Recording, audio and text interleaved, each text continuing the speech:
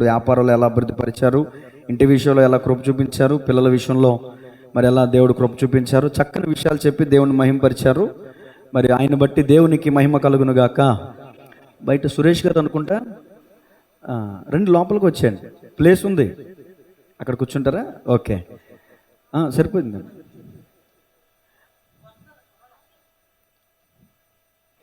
కూర్చుంటారులేండి, మీరు వెళ్తే బయట మళ్ళీ లోపలికి రారు. మీరు మాకు ఈ అరగంట దొరుకుతారు, వాళ్ళు కూర్చుంటారు. ఇక్కడ కూర్చోండి, నేను 8 అయింది, 8:30 కల్లా ముగించేస్తా. దేవునికి స్తోత్రం చెప్పండి గట్టిగా, హల్లెలూయా. ప్రతి సంవత్సరం తలారి రాంబాబు గారికి చెప్తున్నాను, రాలేదండి ఇప్పుడు, వస్తున్నారా? ఎనుపుకొట్టు నాగరాజు గారికి చెప్తున్నా, ప్రతి సంవత్సరం ఈ రోజునే దొరుకుతారు వీళ్ళిద్దరూ. ప్రతి ఆదివారం దేవుని మందిరానికి మీరు కుటుంబంగా రావటం వల్ల మీ పిల్లలకి ఆశీర్వాదం. ఇప్పుడు మీరేం చెప్పారు, నా పిల్లలు బాగుండాలని చెప్పారు కదా. ఆదివారం మీకు కొంచెం, వీళ్ళకైతే షరతులు వర్తిస్తాయి కానీ, అంటే మీరు గొప్పోళ్ళని కాదు, మీ బిజీ షెడ్యూల్ని బట్టి కొంచెం మీకు అవకాశం ఇస్తున్నా. 11 గంటలకైనా మీరు వాకింగ్ టైంకి వస్తే 12-12:30 కల్లా మీరు వెళ్ళిపోవచ్చు. కాబట్టి మురళీ గారికి కూడా నేను ప్రేమపూర్వకంగా తెలియజేస్తున్నా, ఏమండి, మీరు 2026 నుంచి స్టార్ట్ చేస్తే, అంటే మీరు మీ భార్య పిల్లలు ఇప్పుడు ఫంక్షన్కి వెళ్తున్నారండి, ఒకళ్ళు వెళ్తున్నారు, కుటుంబంతో వెళ్తున్నారా? పిల్లల్ని ఎక్కడికన్నా షికారుకి తీసుకెళ్తారు, ఒక్కళ్ళనే పంపుతారు, మీరు ఫ్యామిలీతో వెళ్తున్నారా? మరి ఆశీర్వదించేటటువంటి దేవుని మందిరానికి ఒక్కళ్ళే వస్తే అలా చెప్పండి. కాబట్టి ఇంకా నాగరాజు గారు చెప్పాలంటే ఆయన కుటుంబంలో ఉన్న సమస్యలు నాకే ఎక్కువ బాగా తెలుసు. ప్రతి విషయంలో, చాలా విషయాల్లో ప్రార్థన సహాయాన్ని కోరతారు తప్ప, నాకు ఎందుకు వచ్చింది ఇలాంటి పరిస్థితి అని ఏనాడు కూడా దేవుని నిందించిన దాఖలాలు వాళ్ళ కుటుంబంలో నేను చూడలేం. మరలా ఇంకొక మాట చెప్పాలి, యేసువర్ధన్ గారి సాక్ష్యం. జనవరి 2వ తారీఖున వాళ్ళ ఇంటి దగ్గర ప్రార్థన జరిగింది, ఆరాధన జరిగింది, ఇంతకుముందు జరిగినట్లుగా. ఆరాధనలో సహోదరి గారు ఏం చెప్పారు సాక్ష్యం, నాకు కొంచెం బనానా కనబడింది అన్న. బనానా కనబడుతుంటే ఏసు రక్తమే చేయమనుకున్నా. వాళ్ళ ఇంట్లో ప్రెగ్నెంట్గా ఉంది దివ్య. 3వ తారీఖునే నొప్పులు రావటం, హాస్పిటల్కి వెళ్ళటం, మగ పిల్లడు పుట్టడం. గట్టిగా చప్పట్లు కొడుతూ దేవుని నామమున మహిమపడతాం. బాలసుందరయ్య గారు వచ్చారు కోరుకొల్లు, అప్పుడు ఆతిథ్యానికి ఆహ్వానించారు. పాతింట్లో, నాగరాజు గారు పాతింట్లో భోజనం అయిపోయిన తర్వాత, మీరు అటు ఇటు తిరిగితే ఊరుకొని అర్థమవుతుందా, ఇప్పుడు వెళ్ళొచ్చేయండి ఎవరైనా. దేవుని స్తోత్రం చెప్పండి గట్టిగా. నాగరాజు గారు ఏం చెప్పారంటే, ప్రార్థన ముగించగానే, అయ్యగారు నేను 2 స్టేర్ల మీద 2 స్టేర్లు పైనుండి నేను అటు ఇటు తిరుగుతున్నాను అని అన్నారు. రూపాయి లేదు, ప్లానింగ్ లేదు, ఇక్కడ కట్టాలనే ఆలోచన కూడా అసలు ఆలోచనే లేదు, ప్లానింగే లేదు, డబ్బులు కూడా లేవు, ఇళ్ళే గడవనటువంటి పరిస్థితులు. నేను ఈయన ఎవరన్నా కలంటే, మందిరానికి రాని వాళ్ళు ఎవరన్నా కలంటే మనసులో నేను తిట్టుకుంటా, సరిగ్గా మందిరానికి రారు కానీ కళ వచ్చిందంటాను. కానీ ఈయన విషయంలో మాత్రం తిట్టుకోను. ఎందుకంటే మన ఓల్డ్ చర్చిలో అమ్మమ్మ గారి మందిరంలో భోజనం చేస్తూనే, అయ్యగారు నాకు చీకటి కనబడుతుంది అన్నాడు. నువ్వు అసలు ఏనాడు మందిరానికి వచ్చావు, నీకు చీకటి కనబడుతుంది అంటావు అని తిట్టుకున్నాను నేను మనసులో. యథార్థంగా ఉన్నమాట చెప్తున్నా. ఆ రోజే ఎక్కడి నుంచో నాకు అంటే బైబిల్ ట్రైనింగ్లో చెల్లెమ్మ అని పిలిచేవాడిని, నన్ను అన్నయ్య అని పిలిచేది ఒక మనిషి అనే ఒక అమ్మాయి రావటం. ఆ అమ్మాయి విషయంలో చాలా శోధన అయ్యింది. ఆ అమ్మాయిని బట్టి నెత్తుకున్నారు వాళ్ళ పేరెంట్స్ వాళ్ళందరూ కూడా. ఈ పిల్ల వెళ్ళనంటుంది, ఇక్కడే ఉండిపోతానంటాను. నాకు భయం వేసి ఆ బైబిల్లో నెంబర్ చూసి ఫోన్ చేస్తే వాళ్ళ అన్నయ్య వాళ్ళకి అడ్రస్ వస్తున్నారు. ఈ విషయం ఈ పిల్లకి తెలిసిపోయింది. మా చిన్ని గారింటికి వెళ్ళిపోయి, అన్నయ్య నన్ను మా వాళ్ళకి ఫోన్ చేసేసాడు, నేను చచ్చిపోతాను అంటాను. ఫోన్ చేసేసాడు అన్నయ్య, మా వాళ్ళకి వాళ్ళు వచ్చేస్తున్నారు, ఇప్పుడు నేను తీసుకెళ్ళిపోయి నేను చచ్చిపోతాను. ఇదంతా వెళ్ళి అమ్మాయికి ఏమైనా పడింది, ఏమర్థమైంది, సురేష్ లేకపోతే చచ్చిపోద్దంట. అమ్మాయి ఆ పిల్ల అన్నది ఒకటి, వీళ్ళు పుట్టకిచ్చింది ఒకటి. ఇక చూడండి, మామూలు కదా, అప్పుడు మా పాస్టర్ గారికి మామూలు బీపీ రాలా, ఏసు రక్తమే చేయం. ఆమెను ఎవరేమన్నా ఊరుకుంటుంది, ఎవరైనా సరే, ఏ స్త్రీ అయినా సరే భర్త మీదకి వచ్చి ఊరుకుంటారా? ఇక మామూలుగా ఉండదు. ఇక చరిత్ర సిరిగి శాటంతో శాపంతో అయిపోయింది అనమాట. సొత్తకి సాత్వికులు అలాగే, దీనులు అలాగే ఉంటుంది, కానీ ఏసు రక్తమే చేయం. చాలా ఆ శోధ నుంచి తప్పించుకున్నాం. అప్పటి నుంచి నాకు ఆయన కళ అంటే భయం. కాబట్టి ఈ మధ్య కాలంలో కూడా నేను ఇప్పుడు చెప్పకూడదు, దయమణి గారి ఇంటి దగ్గర ప్రార్థన ఏర్పాటు చేసాం ఉపవాస కూడిక. ఆ ఉపవాస కూడిక ముగించుకుని వస్తున్నప్పుడు రమ్మగారు రాజమణి గారికి చెప్పారు, అలాగే నిన్నటి దినాన్ని మాకు చెప్పారు. అది జరిగింది యాజ్ టీజ్గా. ఆమెకి ఏ కళ అయితే వచ్చిందో అది జరిగింది.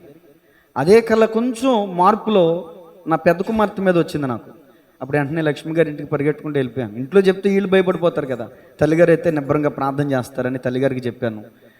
కీడు తొలగిస్తాడే దేవుడు చూపించాడు కదా అని. అలాగే మా కుటుంబంలో కీడు తొలగించాడు, దేవునికి స్తోత్రం కలుగునుగా.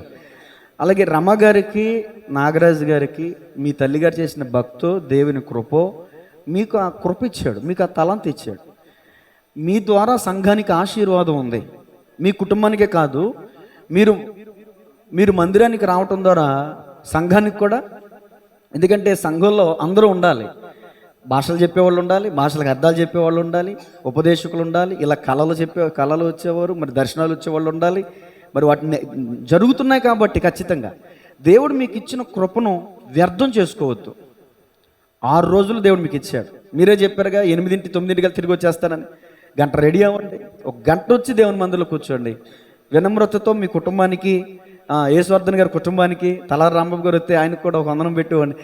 అలాగే కొత్తగా వస్తున్నారు, మరి సహోదరిని బట్టి సంతోషిస్తున్నాను, వారి కుటుంబానికి కూడా నా వందనాలు తెలియజేస్తున్నాను. పురుషులు, స్త్రీలే ఎక్కువ ఉంటారు, ఎక్కడికి వెళ్ళినా పురుషులు తక్కువ ఉంటారు. కాబట్టి 2026 నూతన సంవత్సరంలో జనవరి 1వ ఆదివారం నుంచే మరి రమ గారు, నాగరాజు గారు కలిసి వచ్చుదురుగాక. నాగరాజు గారితో దేవుడు మాట్లాడునుగాక. దేవుని స్తోత్రం చెప్పండి గట్టిగా. అది మీరు రావటం, మీరు సన్నిధిలో అడుగు పెట్టడం ద్వారా అది మీకే ఆశీర్వాదం. మీ పిల్లల విషయంలో మీరు ఏదైతే కోరుకున్నారో అది దేవుడు తీరుస్తాడు. భయభక్తులు కలిగిన వారి కోరిక దేవుడు నెరవేరుస్తాడు. ఏమండి, అలాగే రమ్మగారికి ప్రత్యేకంగా ఇంకొక మాట చెప్పాలి, శనివారం మీరు ఉపవాస ప్రార్థన మానకూడదండి. అర్థమవుతుందా? స్త్రీలు దయచేసి జనవరి నుంచి నా ఆశ ఏంటంటే ఆదివారం వచ్చే వాళ్ళందరూ కూడా శనివారం ఉపవాస ప్రార్థనకి రావాలి, అది నా ఆశ. సరే, ప్రార్థన చేశాను ఆల్రెడీ వాక్య నిమిత్తం, వాక్యంలోనికి వెళ్ళిపోదాం. ఈరోజు విశేషం ఏంటి? మరి ముఖ్యంగా రమ్మగారి పుట్టినరోజు. మరొకరు పుట్టినరోజు ఎవరిది? యేసే పుట్టినరోజు. డిసెంబర్ అంతా ఆయన పుట్టినరోజే కదండి. కాబట్టి సహోదరిని ఉద్దేశించి 65వ కీర్తన మీకు కేక్ అదిటిచ్చి చేతులు ఇచ్చినా చేతులు కట్టుకొని, మీరు చాలా డిసిప్లైన్గా ఉన్నారు, మంచోళ్ళు. 65వ కీర్తన 11వ వచనం నా వెనకాల చెప్పండి మీరందరూ కూడా. సంవత్సరమును నీ దయా కిరీటమును ధరింపజేసి ఉన్నావు. ఇప్పుడు రమ్మగారిని దేవుడు ప్రేమించి రమ్మగారికి దేవుడు ఏమిచ్చాడు? దయా కిరీటం. నూతన సంవత్సరమును దయా కిరీటం. ఇన్ని సంవత్సరాలు దేవుడు ఆయన యొక్క కృపలో కాచి కాపాడి భద్రపరిచి మరొక నూతన సంవత్సరమును దయా కిరీటాన్ని దేవుడు ఆ బిడ్డకి ఇచ్చాడు. మరి ఈ సంవత్సరం అంతా కూడా దేవుడు కాచి కాపాడాలని, ఇలాంటి పుట్టినరోజులు అనేకములు, దీర్ఘాయువు, సకల ఆశీర్వాదాలు దేవుడు రమాగారికి ఇవ్వాలని మన ప్రార్థన. దేవుడు అట్టి కృప ఆ బిడ్డకి ఇచ్చునుగాక. అంత మాత్రమే కాదు, సుఖ సంవత్సరముతో గడుచు సంవత్సరాలు, నెమ్మది, శాంతి, సమాధానం దేవుడు వీరి కుటుంబానికి అనుగ్రహించునుగాక. మంచిది. సహోదరిని బట్టి ఒక వాక్యాన్ని చదివించాను, దాన్ని వివరించాను. మరొక నూతన సంవత్సరం అడుగు పెట్టామంటే అది దేవుని కృప. మన అందరిని బట్టి కాదు, మన బలాన్ని బట్టి కాదు, మన అంగు ఆర్భటాలను బట్టి కాదు, ధనబంగారాలను బట్టి కాదు. మనం బ్రతికున్నామంటే, నూతన సంవత్సరం అడుగు పెట్టామంటే అది కేవలం దేవుని కృపయే. నీ దయలో, నీ కృపలో, చప్పట్లు, కాచితివి గతకాలము, నీ దయలో, నీ నీడలో దాచుమయ జీవితాంతము, నీ ఆత్మతో నన్ను నింపుమా, ఫలింపగా దేవా,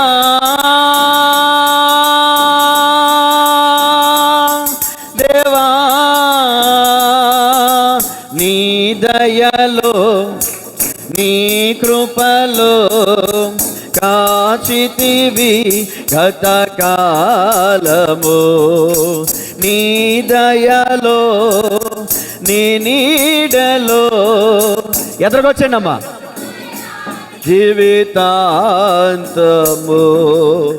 హల్లెలూయా. అది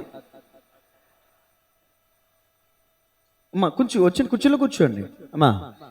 ఇంకెవరైనా వస్తే దయచేసి వాళ్ళకు కూడా చైర్స్ ఏర్పాటు చేయండి. సరే, నాకు తెలుసు, అందుకే నేను రాజుగారికి ముందే ఇవ్వాల్సిన హెచ్చరిక ఇచ్చేసాను. కుదరదు. సత్రపు యజమాని కూడా అంటండి, సత్రం ఇచ్చాడంట ఏసైకి, కానీ సత్రపు యజమాని ఎక్కడ లేడు. సత్రం అది వచ్చిన వారిని చక్కగా, అది కూడా కావాల్సిందే, వచ్చిన వారిని ప్రేమగా పలకరించడం, ఏమండి వారిని మర్యాదగా ఆహ్వానించడం ఇవన్నీ అవసరమే. సరే, ఆయన ఎక్కడున్న వాక్యాన్ని వినండి దయచేసి. ఇప్పుడు యేసుక్రీస్తు ప్రభులు వారు ఈ భూమి మీదకి రావడానికి అనేకమైన కారణాలు ఉన్నాయి. గత కుడికలో ఎన్ని విషయాలు చెప్పాను? ఎవరు చెప్పారు ఏడని? చక్రి గారు కొట్టండి చప్పట్లో, కొట్టండి. కంజీలు పక్కకెట్టండి, ఇంకా చప్పట్లే కంజీలు వినబడద్దిగా. దేవుని స్తోత్రం చెప్పండి. అది 7 ఆశీర్వాదాలు దేవుడు చక్రి గారికి ఇచ్చును గాక.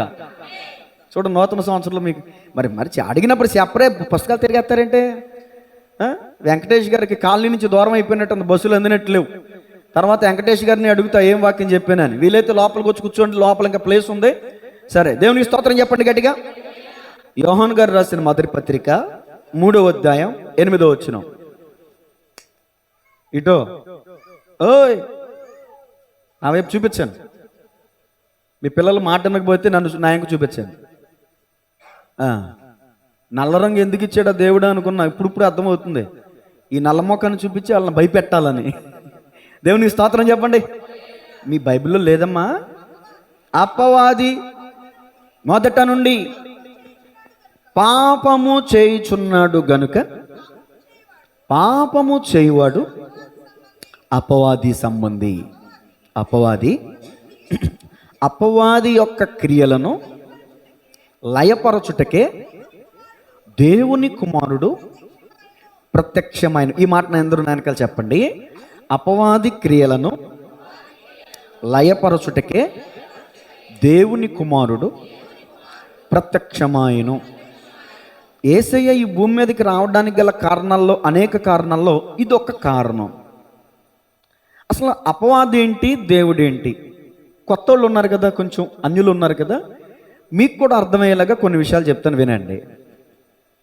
దేవుడు తనకు తానుగా సృజింపబడిన వాడు, సృజనాత్మకుడు. దేవుణ్ణి మనుషులు తయారు చేయలా, దేవుడే మనుషుల్ని పుట్టించాడు. ఇది సమ్మతమే కదా అందరికీ.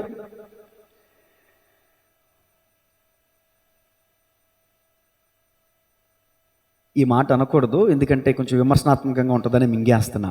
దేవునికి స్తోత్రం చెప్పండి గట్టిగా. ఈజిప్ట్లో, మెసొపొతేమియా ఆ ప్రాంతాల్లో విగ్రహాలు ఉంటాయి. ఈజిప్ట్ గురించి మాట్లాడుతున్నాను. నైలు నదిని దేవతగా ఆరాధిస్తారు, పేన్ని దేవతగా ఆరాధిస్తారు, కప్పని దేవతగా ఆరాధిస్తారు, కందిరీగని దేవతగా ఆరాధిస్తారు. అర్థం చేసుకోండి. అవి ప్రతిమలు. ఆ ప్రతిమల్ని ఎవరు చేస్తారు? మనుషులు చేస్తారు. ఒక మనిషి కప్ప బొమ్మ చేశాడు. కప్ప దేవుడా? కాదు కదా, అది జంతువు. పేను దేవుడా? పేను మీ తల్లో దొరికిందనుకో, హే భలే ఉంది అని ఆరాధిస్తారా? దానికి దండం పెడతారా?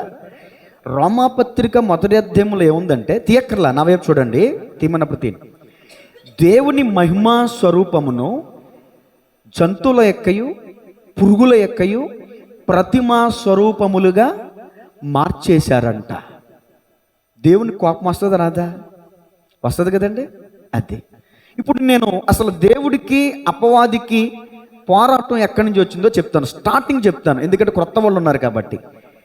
దేవుడు సర్వసృష్టిని కలగజేయకముందు దేవుడు తన కొరకు సేవకులుగా ఉండటానికి దూతలను ఏర్పాటు చేసుకున్నాడు. చెప్పండి, ఎవరిని? దూతలను ఏర్పాటు చేసుకున్నారు. దూతలు కోట్ల కొలది దూతలు ఆయన ఏర్పాటు చేసుకున్నారు. వారిలో ప్రధానులు కొందరు ఉంటారు. దూతలు, సెరాపులు, కెరూబులు.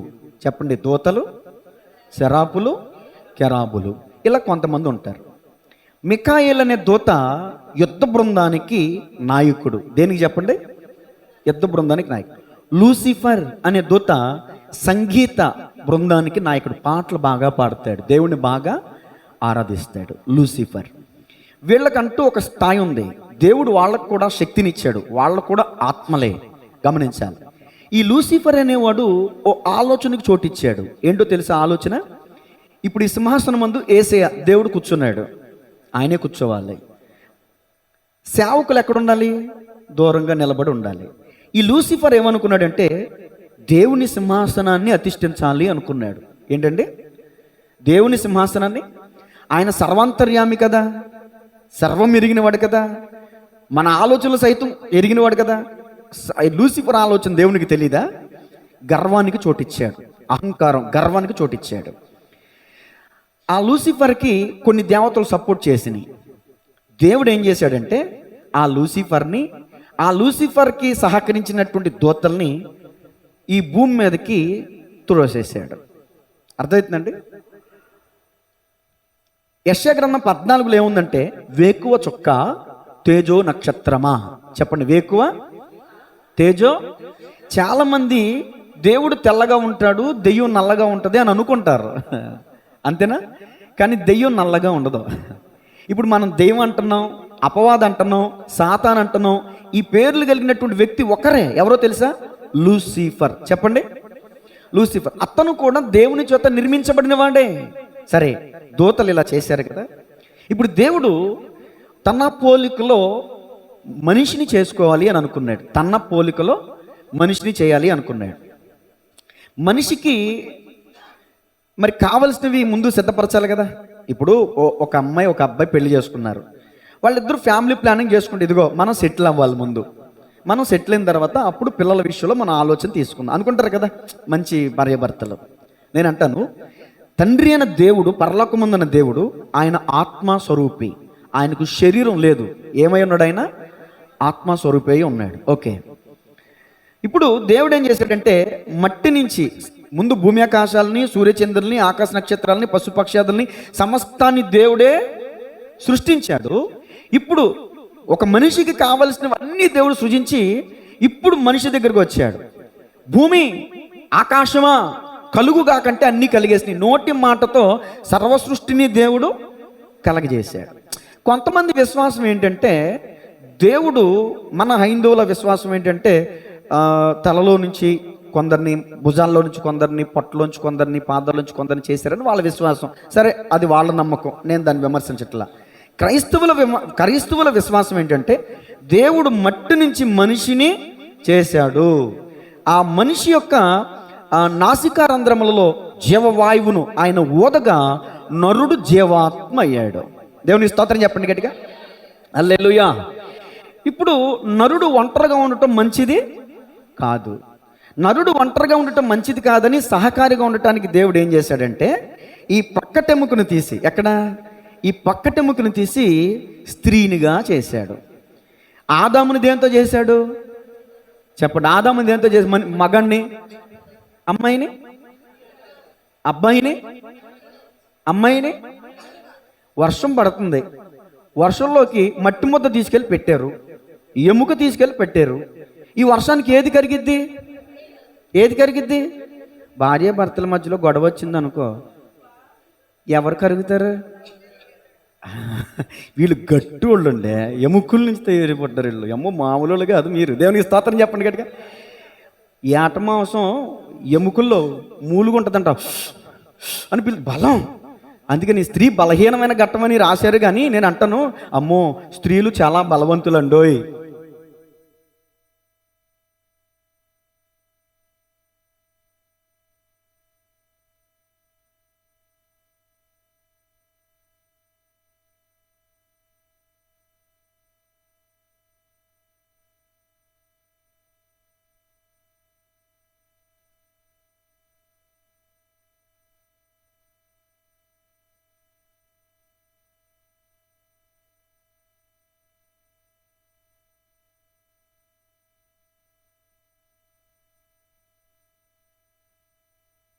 చెప్పకండి. అంటే స్త్రీయే కాదు, స్త్రీ కట్టుకునే చీర కూడా. ప్రసంగి 7:26లో స్త్రీ ఉరి అన్నాడు. ఉరి లాంటిదంట స్త్రీ. సరే, మ్యాటర్ ఎక్కడికి వెళ్ళిపోతుంది. దేవునికి స్తోత్రం చెప్పండి గట్టిగా. ఇప్పుడు నేను ఎక్కడున్నానంటే, దేవుడు ఆదామును చేసి, ఆదాము పక్కటెముకను తీసి అవ్వమని చేశాడు. ఇప్పుడు పురుషుడు, స్త్రీ. నేను అంటాను, సర్వ మానవాళి, అమెరికా, ఈజిప్ట్, లేకపోతే ఆస్ట్రేలియా, జపాన్, ఈ మనుషులందరూ కూడా హవ్వమ్మ ఆదాము పిల్లలే. ఎవరు అవునన్నా కాదన్నా, నమ్మినా నమ్మకపోయినా, అవ్వమ్మ ఆదాము మన ఆదిమ పితరులు. కొంతమంది ఆదిమ అనువులు కోతుల నుంచి వచ్చారంటారు. మా తాత ముత్తాతలు మనుషులే. ఒకవేళ మీ తాత ముత్తాతలు కోతులైతే అలా చెప్పుకోండి, నాకు సంబంధం లేదు. మనం కోతుల నుంచి రాలేదు, ఒక మనిషి నుంచి వచ్చామని బైబిల్ చెప్తుంది. దేవుని స్తోత్రం చెప్పండి గట్టిగా. ఇప్పుడు అసలు మ్యాటర్లోకి వస్తున్నా. ఇప్పుడు అపవాది త్రోయబడ్డాడు కదా, వీడికి దేవుని మీద ఏముంది? కోపం ఉంది కదా. ఇప్పుడు దేవునితో సవాల్ చేశాడు ఈ అపవాది, ఈ పడద్రోయబడిన వాడు. దేవునితో ఏం సవాల్ చేశాడంటే, నన్ను తోసేసావు కదా, నీ పోలిక చెప్పు నీ బిడ్డను చేసుకున్నావు కదా, నీ బిడ్డని నా తట్టు తిప్పుకుంటా, నీ బిడ్డని పాపంలో పాడేస్తా, నీ బిడ్డని నాశనం చేసేస్తా అని దేవునితో పోరాడాడు. దేవునితో ఆదిమ పోరన్నమాట అది. ఇప్పుడు సైలెంట్గా ఆదాము దగ్గరికి వెళ్దామంటే ఆదాము చేతులు ఏముంది? తోట సేద్యం చేయడానికి కర్ర ఉంది. ఆదాము చేతులు ఏముంది? కొంచెం భయపడ్డాడు. అందుకనే ఇంట్లో గొడవలు రావాలంటే మొదటి స్టార్టింగ్ ఎక్కడ స్టార్ట్ అవుతాయి? ఆడల దగ్గరే గొడవలు స్టార్ట్ అవుతాయి. ఆదాము దగ్గరికి రాలేకపోయాడు సాతాను. అర్థమవుతుందా? ఇప్పుడు అవ్వమ్మ దగ్గరికి వెళ్ళి సర్పములో సాతాను ప్రవేశించి అవ్వమ్మతో మాట్లాడుతున్నాడు. ఇదిగో ఈ తోట వృక్ష ఫలములు నువ్వు తింటే దేవతవే. ఇది ఎవరి ఆలోచన? దేవుని సింహాసనాన్ని అధిష్ఠించాలనుకున్నాడు ముందు. అది ఎవరి ఆలోచన? చెప్తారు వాక్యం? ఆశ్రమంకా వెళ్ళు, పాపం ఎందుకు అంత బీసిపోతావు, వెళ్ళు మళ్ళీ నన్ను తిట్టేస్తుంది మీ అమ్మ, వెళ్ళు. పాస్టర్ గారిని రికమెండేషన్ అడుగుతున్నావా, వెళ్ళమంటావా అని? వెళ్ళమ్మా పాపమ్మా. దేవుని స్తోత్రం చెప్పండి గట్టిగా. ఆ భయం ఉండాలి మరి.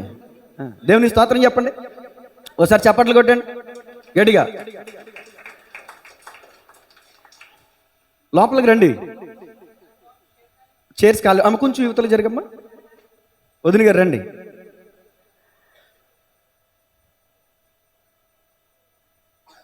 వెరీ గుడ్, కూర్చోండి, నేను వాక్యం కంటిన్యూ చేస్తాను ప్లీజ్. ఆ మెస్ డోర్ వేసేయండి నాగరాజు గారు. Okay, thank you. సిట్రేట్ అయ్యారా? ఇప్పుడు ఎక్కడున్నాను? అది దాటేసా. లూసిఫర్ ఆలోచన ఏంటి? దేవుని సింహాసనాన్ని లాక్కోవాలి. అది దురాశ. తనది కానిది తాను ఆశించుటయే దురాశ. ఇప్పుడు ఈ దురాశని హవ్వములోకి ఇంజక్షన్ చేశాడు. ఈ పండు తిను దేవత అయిపోతావు. కోరుకోళ్ళు పావని రెస్టారెంట్కి వెళ్ళి బిర్యానీ తింటే సీఎం అయిపోతారని నేను అంట. మీరు తినేస్తారెళ్ళే? బిర్యానీ తింటే సీఎం అయిపోతారా మురళి గారు? ఎక్కడన్నా ఈమెకు తెలివి ఉండాలిగా. పండు తినేస్తుంది. ఇప్పుడు ఏమి, నేను దేవతను అయిపోవాలని. పండు తింటే దేవతలు అవుతాం. దురాశ. అక్కడ ఆమె పాపంలో పడిపోయింది కాకుండా, నేను పడితే పడిపోయా, నా భర్తను ఎందుకు వదలాలి? వీళ్ళ పడింది కాకుండా భర్తను కూడా పడేస్తారు వీళ్ళు. దేవునికి స్తోత్రం కలుగునుగా. భర్త దగ్గరికి వెళ్ళి తీసుకెళ్తే ఆ పళ్ళు ఆయన తినేశాడు. ఇద్దరు ఆజ్ఞ అతిక్రమించారు, పాపం చేశారు. పాపం వల్ల వచ్చే జీతం మరణం. అప్పుడు స్టార్టింగ్ స్టేజ్లో అవ్వమ్మ ఆదాములకి మరణం లేదు. దేవుడు మంటి నుంచి చేసినటువంటి ఆదాముకి, ఎముకలో నుంచి తీసినటువంటి అవ్వమ్మకి మరణం లేదు. అక్కడ మరణం ప్రవేశించింది. అక్కడ సాతాను దేవునితో పోరాటం చేశాడు. నీ పోలిక చొప్పున నువ్వు బిడ్డలను చేసుకున్నావు కదా, నీ బిడ్డల్ని నా తట్టు తిప్పుకుంటా అని. అది అక్కడ మొదలైంది. ఇప్పుడు దేవుడు పాపం లేనివాడు కదా, పరిశుద్ధుడు కదా.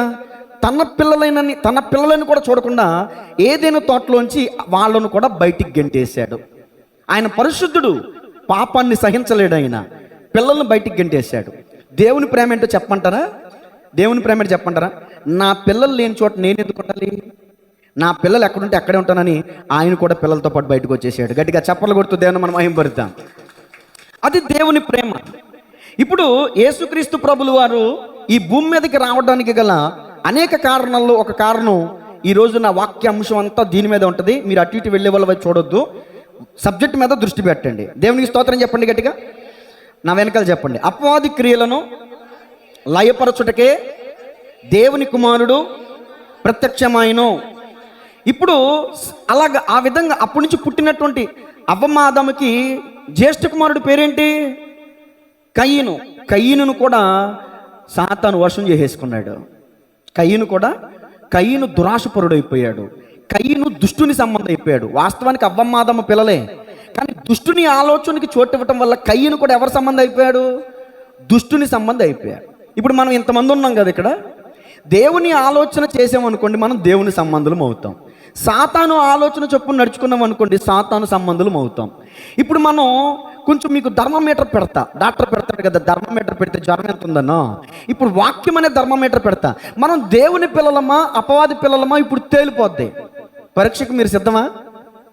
అంటే డైరెక్ట్ మీ దగ్గరికి వచ్చి పెడతాను అనుకో, మాకు వాక్యం చెప్తాను, మీ హృదయమే మీకు చెప్పుద్ది నేను దేవుని పెట్టనే లేకపోతే నేను దెయ్యం పెట్టనే, మీకు తెలిసిపోతే నేను వాక్యం చెప్తాను. దేవుని స్తోత్రం చెప్పండి గట్టిగా. అపవాది క్రియలను లయపరచడానికే దేవుని కుమారుడు. అసలు అపవాది క్రియలేంటి, అపవాది క్రియలేంటో తెలుసుకుంటేనే కదా ఏమండి మనం కూడా పోరాడేది. దేవుని వాక్యం ఏం చెప్తుందంటే ఎఫెసీ పత్రిక 4:27 చదవండి. ఎఫెసీ పత్రిక 4, అపవాదికి చోటు ఇయ్యకుడి. అందరూ చెప్పండి, అపవాదికి నా వెనకాల చెప్పండి, అపవాదికి చోటు ఇయ్యకుడి. దేవుని వాక్యం ఏం చెప్తుందంటే మీరు అపవాదికి చోటు ఇవ్వద్దు. నెంబర్ 1. ఇంకొక మాట చూడండి, యాకోబు పత్రిక 4:7.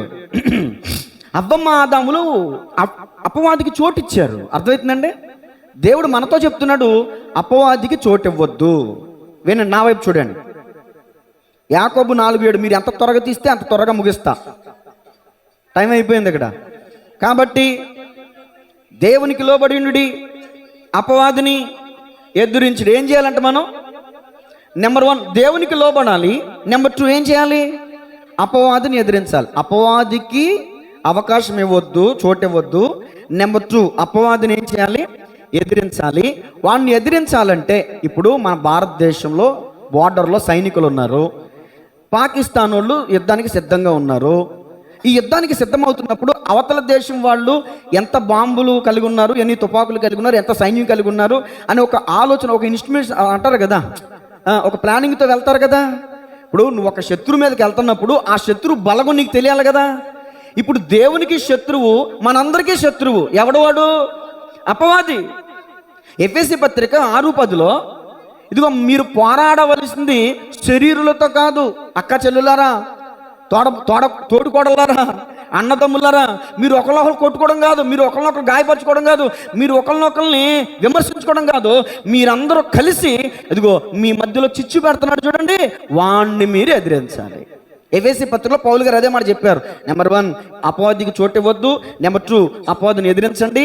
అపవాదిని ఎదిరించాలంటే వాడి శక్తి ఏంటో మనకి తెలియాలి. ఏంటి ఆడి శక్తి, ఆడి ఆలోచన ఏంటి, ఆడి కుయుక్తి ఏంటి, వాడి ప్లానింగ్ ఏంటి, ఇవన్నీ చెప్తాను ఇప్పుడు. దేవునికి స్తోత్రం చెప్పండి గట్టిగా. ఆదికాండం 3:4 హవ్వమ్మని అవిధేయురాలుగా చేశాడు. వాడి ప్లానింగ్ ఏంటంటే, జాగ్రత్తగా వినండి, నా వైపు చూడండి. వాడి ప్లానింగ్ ఏంటంటే సర్వమానవాళిని ఆజ్ఞను అతిక్రమింప చేయటమే వాడి పని. వాడికి మరొక పని లేదు.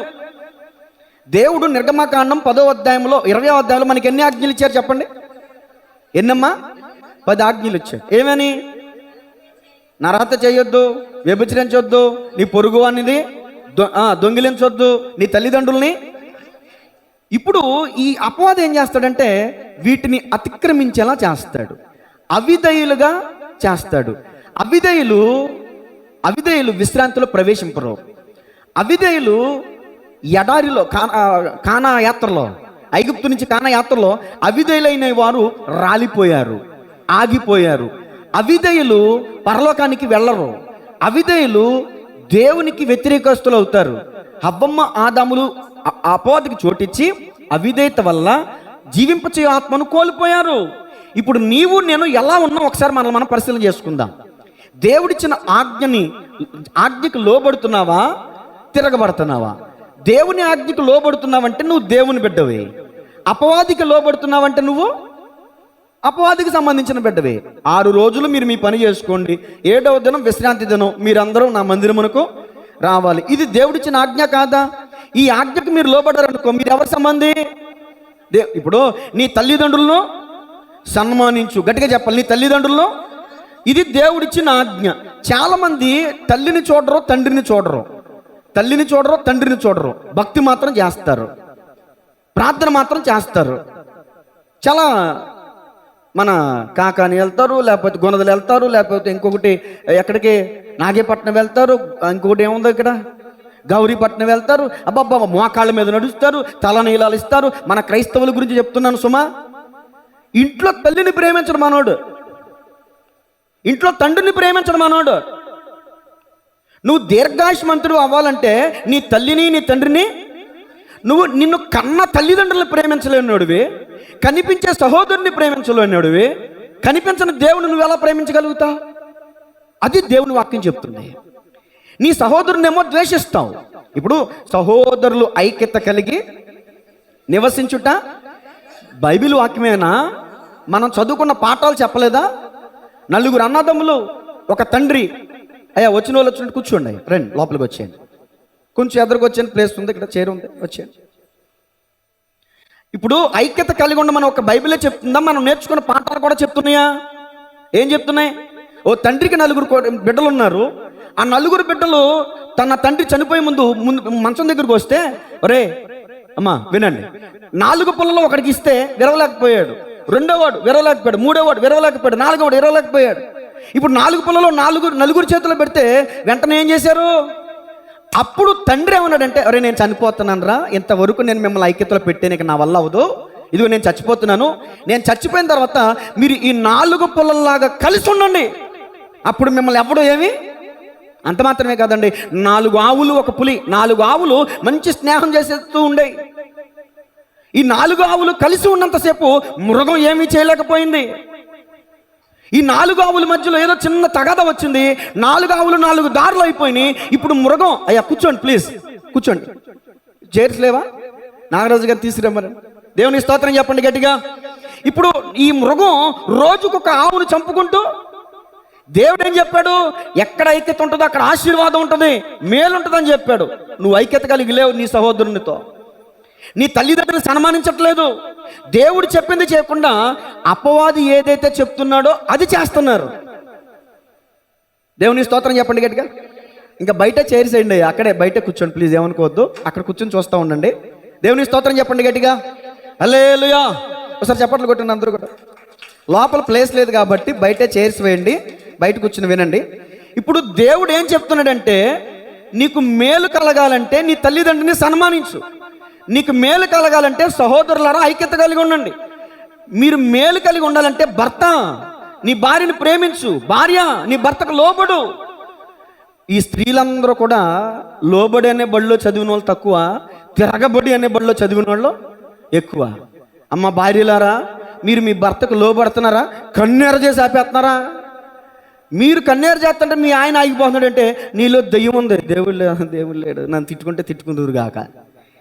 మీ ఆయన కన్నెర చేస్తే మీరు ఆగాలి, కానీ మీరు కన్నెర చేస్తే మీ ఆయన ఆగుతున్నాడంటే ఆల్రెడీ డెవిల్ వశంలో ఉన్నావు అన్నమాట. నువ్వు చంద్రముఖి సినిమా చూసారా? ఎవరు చూడరు, ఎందుకు చూడరు, అందరు చూసిన వాళ్ళేగా. మీరు కూడా చూసారా పాస్టర్ గారు?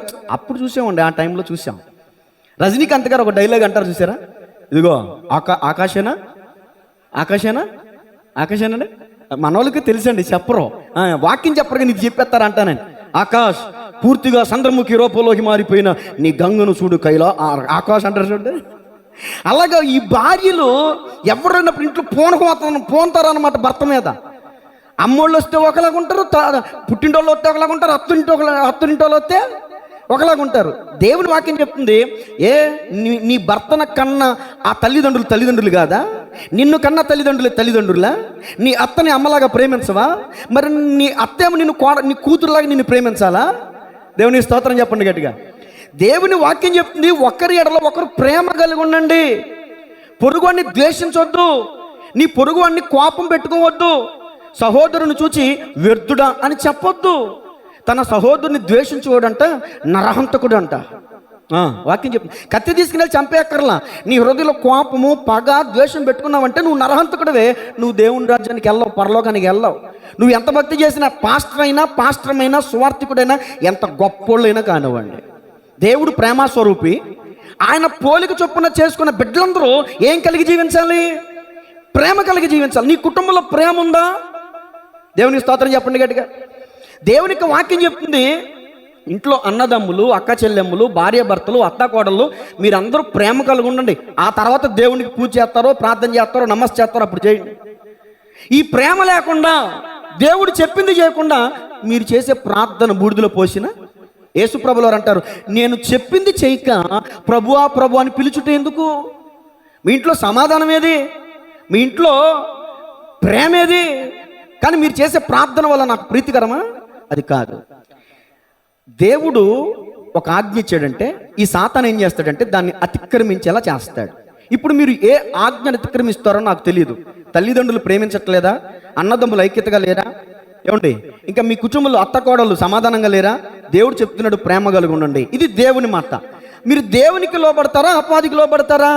అపవాది దెబ్బలాడుకోండి, కొట్టుకోండి, తిట్టుకోండి ఇలా ప్రేరేపిస్తాడు. ఇది ఆ సీరియల్ చూడు, చూడు అది అత్త ఎలా దెబ్బలాడుతుంది చూడు, ఎలాంటి మాటలు మాట్లాడుతుంది చూడు, ఎలా తెలివిగా విషం కలిపేసింది చూడు, ఎలా భర్తను చంపేసింది చూడు, కుక్కర్లో పెట్టేసింది చూడు.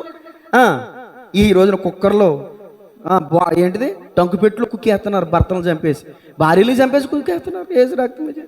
ఈ రోజున భార్య చేతితో టీ తాగాలన్న భయం అయిపోతుంది భర్తలకి. ఒకప్పుడు ఇస్తే వెంటనే తాగేసేవాడు, ఇప్పుడు కొంచెం నువ్వు తాగలే, సగం నీకు సగం నాకు కదా అంటే సగం తాగాక బతికితే అప్పుడు మనోడు తాగుదాం అని. దేవుని స్తోత్రం చెప్పండి గట్టిగా. సరే, రెండో మాట అపవాది క్రియ ఏంటంటే, మొట్టమొదటి మాట అతిక్రమించేలా చేస్తాడు, అవిధేయులయ్యేలాగా చేస్తాడు. దీన్ని ఇంకా కొంచెం లోతుగా వివరించనివ్వండి. ఒక మాటకే టైం అయిపోయింది కాబట్టి మిగిలిన విషయాలు ఈసారి ఎవరైనా కూడికి పెట్టుకున్నప్పుడు అప్పుడు చెప్తాను. ఒక 5 నిమిషాలు ముగించేస్తాను, టైం అయిపోయింది. ఒక్క మాట చెప్తున్నాను, 10 మాటలు సిద్ధపడ్డానండి. ఎన్ని మాటలు? ఒక్క మాటకే టైం అయిపోయింది. అవిధేయత. ఇప్పుడు దేవుడు ఎక్కడ ఉంటాడో తెలుసా? విధేయత చూపించిన వాళ్ళ దగ్గరే ఉంటాడు. అవిధేయత చూపించిన వాళ్ళ దగ్గర దేవుడు ఉండడం. దేవుడు ఎక్కడ నివసిస్తున్నాడంటే, చిన్న పాట పాడతాను.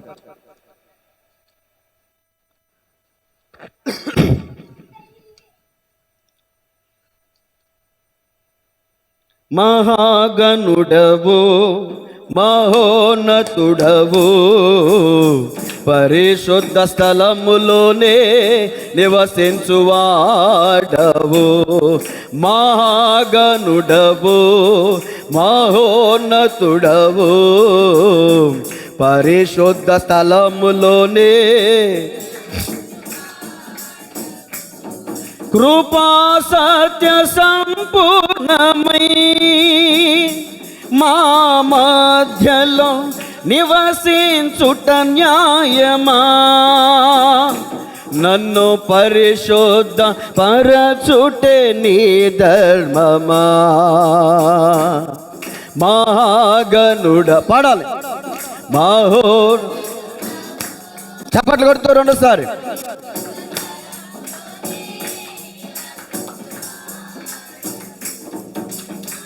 వినయము గల వారిని తగిన సమయములో హెచ్చించువాడవని. వినయము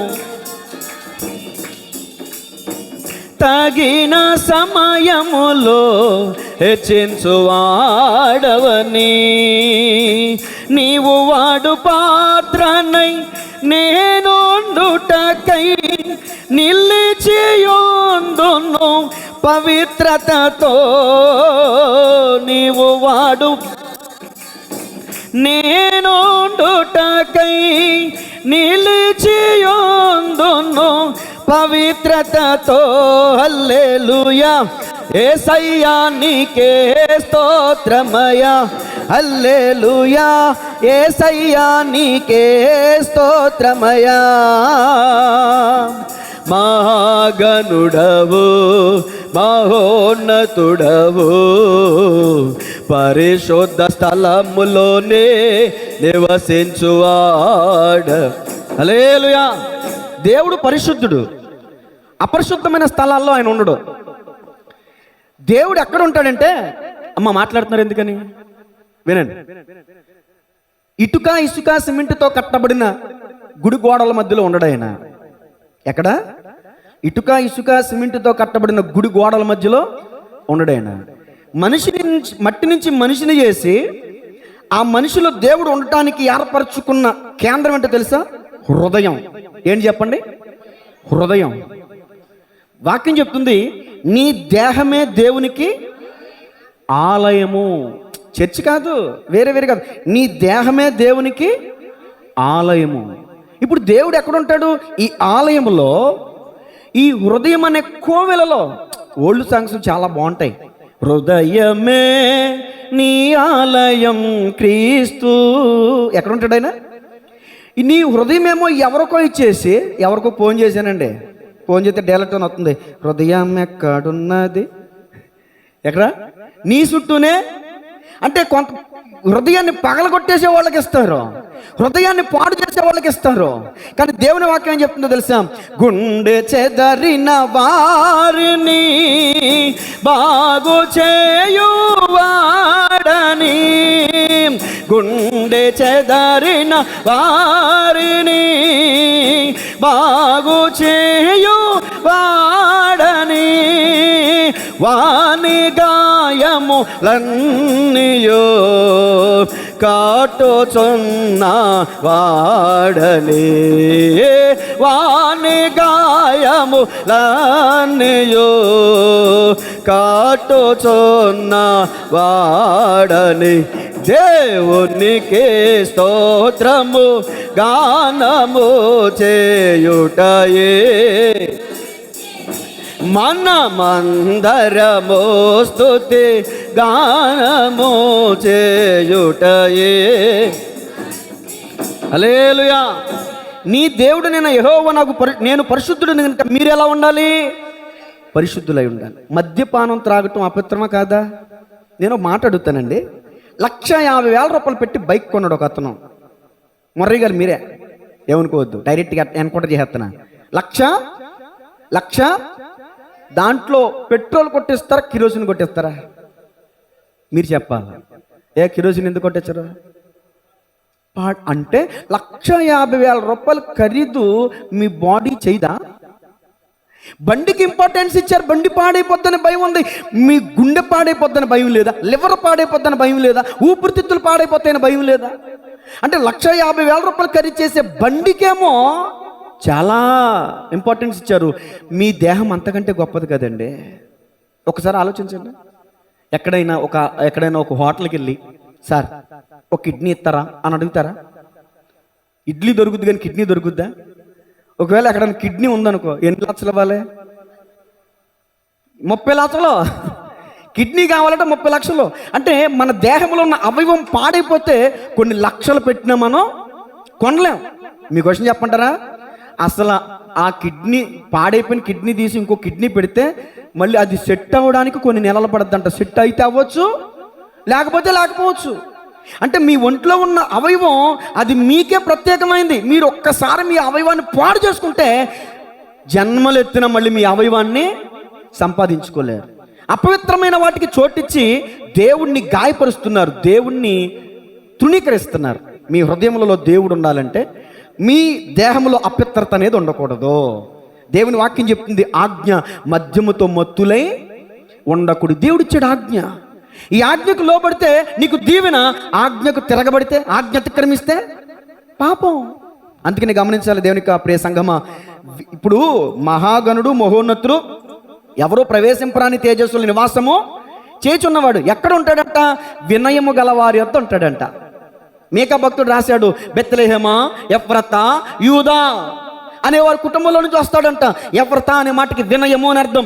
వినయము ఎక్కడ ఉంటుందో అక్కడ దేవుడు ఉంటాడు. గట్టిగా చప్పట్లు కొట్టి ధ్యానం మనం మహింపడతాం. వినయ విధేయతల గల వారి దగ్గర దేవుడు ఉంటాడు, అవిధేయుల దగ్గర దేవుడు ఉండడు.